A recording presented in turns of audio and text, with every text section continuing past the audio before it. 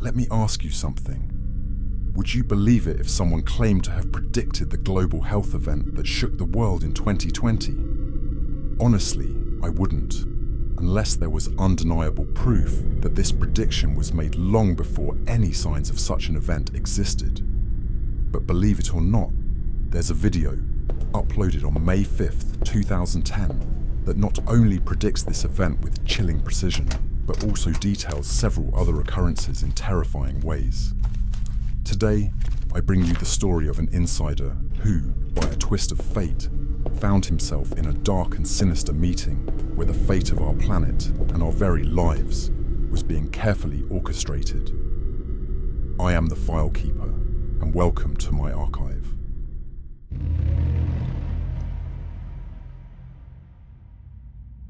I wasn't supposed to be in that meeting. From the moment I stepped into the room, it was clear that something was off. It was an unusual gathering, unlike anything I'd ever witnessed during my years of military service or my subsequent career in the City of London. At the time, I held a prominent position that granted me access to meetings with influential figures, but nothing compared to what unfolded that day. For those unfamiliar, the City of London is an ancient, powerful, and highly influential financial enclave.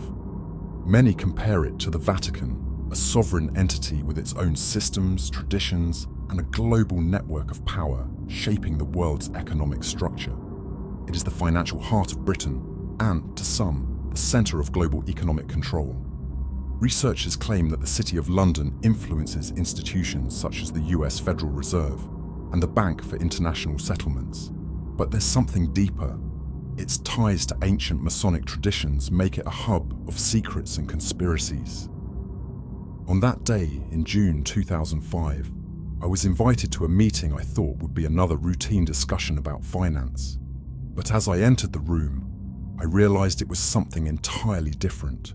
The atmosphere was informal, no clear agenda, no notes, no chairs lined up, or water on the table. Yet the people present spoke volumes about the gravity of the occasion. There were around 30 individuals in attendance.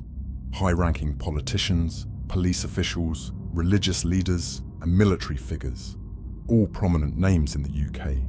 I recognised who they were, but for obvious reasons, I won't disclose their identities. I stayed quiet, listening without participating. It felt as if I were an intruder, a fly on the wall, absorbing a conversation I was never meant to hear. At first, I couldn't fully grasp what was being discussed. The conversations were fragmented, but over time, I began piecing the puzzle together. What they were discussing was the execution of a plan that had clearly been in motion for decades. They were evaluating its progress, addressing delays and the challenges they had encountered. The scale of this plan was global and, frankly, terrifying. Here's what I heard. The first thing I picked up on was a mention that Israel was not yet ready to strike Iran. This was a problem because it delayed the timeline of their plan's execution. The attack was intended to provoke a response from Iran, or perhaps even China, triggering a limited nuclear conflict in the Middle East. But this was just the beginning. As they spoke, it became evident that the Middle Eastern conflict wasn't the only piece of the puzzle. They were also orchestrating a global economic crisis. The conversation made it clear that the financial collapse wouldn't be accidental but meticulously planned as part of a larger strategy to centralize control over global resources and consolidate power into fewer hands. Remember, this was in 2005, 3 years before the 2008 crash that devastated economies worldwide. Another topic was the rapid rise of China. They were deeply concerned about the country's economic and military power. To them, China was growing too quickly, posing a threat to the global order they sought to establish.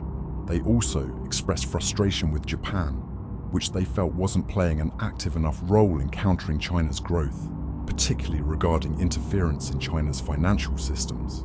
Japan's reluctance was causing significant delays in their timeline, and this seemed to irritate them greatly. Then came an even more shocking revelation. They were planning to use biological weapons against China. They discussed a flu-like virus engineered to be highly contagious, specifically targeting the Chinese population. During the meeting, one participant sarcastically remarked, "China will catch a cold." Those were their words. China will catch a cold. Everyone laughed. It was chilling to witness how coldly they discussed something so monstrous. But that wasn't all. This virus wouldn't remain confined to China. It would inevitably spread and reach the West. The intention was clear: to create global panic and justify extreme control measures. They knew a worldwide outbreak would provide the perfect excuse to implement martial law, restrict travel, censor communication, and impose even stricter surveillance. The more I listened, the more I wondered about the ultimate goal of such a complex global operation. The answer came quickly, and it was more disturbing than I could have imagined. The ultimate goal was to drastically reduce the global population. They explicitly mentioned that the plan aimed to eliminate 50% of the world's population as an initial step. But this was only the beginning. Their final goal was even more ambitious: to create a world with only 500 million people, aligning with the enigmatic inscription on the Georgia Guidestones. Maintain humanity under 500 million in perpetual balance with nature. To them, this was about more than power. It was about reshaping humanity to fit their vision. After the worldwide outbreak and the Middle Eastern conflict, they planned to trigger a third world war, a large-scale nuclear war. The survivors would be few and entirely dependent on the system they controlled. Infrastructure would collapse, food and fuel supplies would be disrupted, and humanity would be thrown back into chaos, akin to the pre-industrial era. But there was something even more sinister discussed. They believed the world would soon face a catastrophic geophysical event. This could be a polar shift or an energetic phenomenon destabilizing the Earth's crust. According to them, this knowledge came from ancient traditions preserved by secret societies. They mentioned that information about past civilization collapses, like Atlantis, might have been stored in libraries such as Alexandria, and that some of this knowledge now resides in Vatican archives. To prepare, trillions of dollars had been invested in underground facilities, like the Seed Vault in Svalbard, Norway, a doomsday vault designed to store seeds from crops worldwide. This facility was meant to ensure the preservation of agricultural biodiversity in the event of global catastrophes, serving as a vital resource for rebuilding the world after the cataclysm. They believed that after the event, Western nations, led by the Anglo-Saxons, would be in a position to take control. Other nations, such as those in Asia, Africa, and South America, would lack the resources or infrastructure to recover. As the meeting concluded, I walked out of the room, feeling a mix of disbelief and dread. My mind raced with the implications of what I had just heard. Should I tell someone? Could I even trust anyone with this information? For hours, I grappled with the enormity of the situation and the possible consequences of speaking out. Ultimately, I decided to stay silent.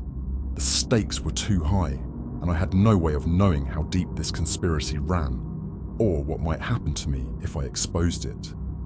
Years passed, and life seemed to return to its routine, yet I couldn't shake the memory of that meeting. Then, in 2008, the global financial crisis hit. I remembered how they had discussed a meticulously planned collapse, and it sent chills down my spine. Could this be the beginning of their plan? Or was it just coincidence? Now, in 2010, I feel I can no longer stay silent. It has been 5 years since that meeting, and while only the financial crisis has come to pass so far, I fear the rest of their plan may have simply been delayed. The potential for catastrophic events, the outbreak, the population reduction, the global wars, still looms large. The weight of this knowledge has become too much to bear, and I believe the world has a right to know what was discussed behind those closed doors. I don't know if speaking out will make a difference. Perhaps the wheels have already been set in motion, and nothing can stop what's to come, but I have to try. This is why I'm sharing this now. Not for myself, but in the hope that exposing these plans might bring awareness, or at least give others a chance to prepare. Time will tell if these events were truly abandoned, or if humanity is standing on the brink of something far darker.